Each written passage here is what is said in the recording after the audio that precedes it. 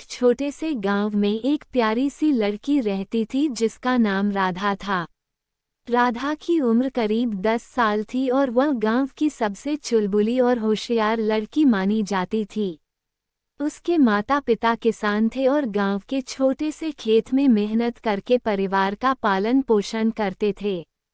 राधा का दिन सुबह सुबह सूरज उगने के साथ शुरू होता था। वह सबसे पहले अपने माता पिता के साथ खेतों में जाती थी और वहां उनकी मदद करती थी। खेत में काम करते वक्त वह अपने आसपास के पेड़ पौधों से बातें करती, चिड़ियों की चहचहाहट सुनती और फूलों की खुशबू में खो जाती थी। राधा का खेत और वहां का वातावरण उसके लिए किसी जन्नत से कम नहीं था। राधा का एक छोटा भाई भी था जिसका नाम मोहन था। राधा और मोहन दोनों एक ही स्कूल में पढ़ते थे जो गांव से थोड़ी दूरी पर स्थित था। राधा पढ़ाई में बहुत होशियार थी। उसे गणित और विज्ञान में बहुत रुचि थी। गांव के स्कूल में सीमित संसाधन होने के बावजूद राधा अपने अध्यापकों की बातों को ध्यान से सुनती और जल्दी ही सब कुछ समझ जाती थी। स्कूल के बाद राधा अपने दोस्तों के साथ खेलने जाती थी। गांव के बच्चे मिलकर खेतों में या पास की नदी के किनारे खेलते थे। राधा को पतंग उड़ाना बहुत पसंद था।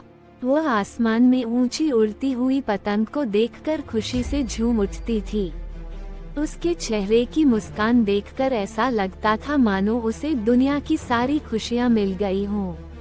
राधा के सपने बहुत बड़े थे। वह डॉक्टर बनना चाहती थी ताकि वह अपने गांव और आसपास के इलाकों में रहने वाले लोगों की मदद कर सके। उसे पता था कि गांव में अच्छे डॉक्टरों की कमी थी और इसीलिए वह पढ़ाई में बहुत मेहनत करती थी। उसके माता पिता भी उसके इस सपने को पूरा करने में उसका पूरा साथ देते थे। गांव के लोग राधा को बहुत प्यार करते थे। उसकी मासूमियत और मददगार स्वभाव के कारण वह सभी की चहेती थी। अगर किसी को कोई समस्या होती तो वह सबसे पहले राधा के पास ही आता था। राधा अपनी समझदारी और बुद्धिमत्ता से उस समस्या का हल निकाल देती थी। उसकी ये खूबियां ही उसे गांव की छोटी लड़की बनाती थीं। एक दिन गांव में अचानक बाढ़ आ गई। नदी का पानी गांव में घुस आया और कई घरों को नुकसान पहुंचाया। लेकिन राधा ने हिम्मत नहीं हारी। वह सबसे पहले अपने छोटे भाई को सुरक्षित स्थान पर ले गई और फिर गांव के दूसरे बच्चों और बुजुर्गों को भी मदद पहुंचाने लगी। उसके इस साहस को देखकर गांव के लोग उसकी सराहना करने लगे। इस घटना के बाद राधा गांव की हीरो बन गई। उसे एक बार फिर यह एहसास हुआ कि अगर हिम्मत और समझदारी से काम लिया जाए तो किसी भी मुश्किल का सामना किया जा सकता है।